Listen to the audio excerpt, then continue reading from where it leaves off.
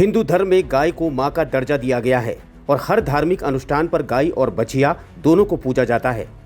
इतिहास के पन्नों को अगर टटोलें तो वेद और पुराणों में भी गाय का पूजन का जिक्र आसानी से मिल जाएगा। लेकिन कलयुग में गाय माता की कई जगह दुर्दशा हो रही है। पहले जहां घरों में अपने खाने से पहले गाय के लिए चूल्हे पर अलग से रोटी बनती थी, वही गौ माता अब चारे और खाने दोनों से महरूम है। ये स्थिति सिर्फ एक शहर की नहीं, अमूमन शहरों में ऐसे सड़क पर खुले में घूमते गौवंश आसानी से दिख जाएंगे। इतना ही नहीं, हिंदू धर्म में हर वीरवार को गाय माता को गुड़, रोटी और चने की दाल देने का प्रावधान भी है और कई लोग ऐसा करते हुए देखे भी जा सकते हैं। इसके अलावा एक और मुख्य मान्यता हिंदू धर्म में गाय और बछिया से जुड़ी है कि कई बुजुर्ग अपने जीते जी अपने मरने के बाद संसार रूपी वैतरणी पार पाने के लिए गौदान भी करते हैं, जिसमें बछिया की पूंछ या फिर गाय की पूंछ पकड़कर पूजन आदि की विधि शामिल होती है। वहीं अगर यूपी के मुख्यमंत्री योगी आदित्यनाथ की बात करें तो उनका गौ प्रेम किसी से छिपा नहीं, जो सुबह होते ही सबसे पहले गौ सेवा करते नजर आ जाते हैं। लेकिन जहां एक गाय को माता का दर्जा दिया गया है तो दूसरी ओर राजधानी देहरादून में गौवंश भूख से मरने को मजबूर है। ये मामला है देहरादून के डोईवाला में, जहां 700 से ज्यादा गाय मरने की कगार पर हैं।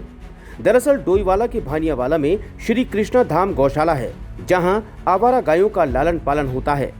इस गौशाला में 700 से ज्यादा गाय हैं, लेकिन समस्या ये है कि इस गौशाला में पिछले 3 दिनों में 9 से ज्यादा गौवंश मर चुके हैं।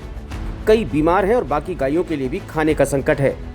गौशाला के संचालक का आरोप है कि नगर निगम ऋषिकेश और नगर पालिका मुनि की रेती की ओर से अनुबंध के तहत भुगतान नहीं किया जा रहा।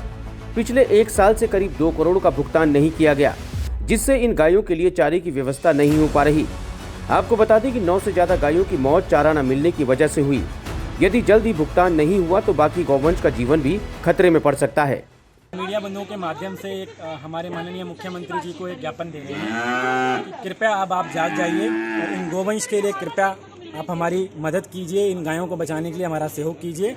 और जो भी दोषी अधिकारी हैं जिन्होंने हमें मजबूर किया है इन गायों को मारने के लिए, इनको भूखा रखने के लिए, हमारे पास भोजन नहीं है। इसमें मैंने पूरी कहानी अपनी बयां की है, मेरा कब कब किसके साथ क्या अनुबंध हुआ है, क्या हमारी कहानी है। मामला गाय माता से जुड़ा था तो राज्य के पशुपालन मंत्री की राय जरूरी थी। सौरभ बहुगुणा का कहना था कि मामला उनके संज्ञान में नहीं, लेकिन इसके साथ ही उन्होंने कहा कि उत्तराखंड में अब गौवंश को सड़कों पर खुला छोड़ने वालों पर सख्त कार्रवाई होगी। उत्तराखंड सरकार ऐसे लोगों के खिलाफ भारी भरकम जुर्माना लगाने की तैयारी कर रही है। फिलहाल सबसे बड़ी उत्तराखंड की इस वक्त जो समस्या है वो हमारा आवारा गौवंश है, जो निराश्रित गौवंश को सड़क पर छोड़ दिया जा रहा है। और मैंने पहले भी कहा है कि हम लोग को थोड़ी सी करुणा रखनी पड़ेगी जानवरों की तरफ। एक तरफ हम गाय को माता का दर्जा देते हैं, गौ माता का दर्जा दे रहे हैं, लेकिन जैसे ही वो दूध देना कम कर रही है हम उसको सड़क पर छोड़ दे रहे हैं, निराश्रित कर देते हैं।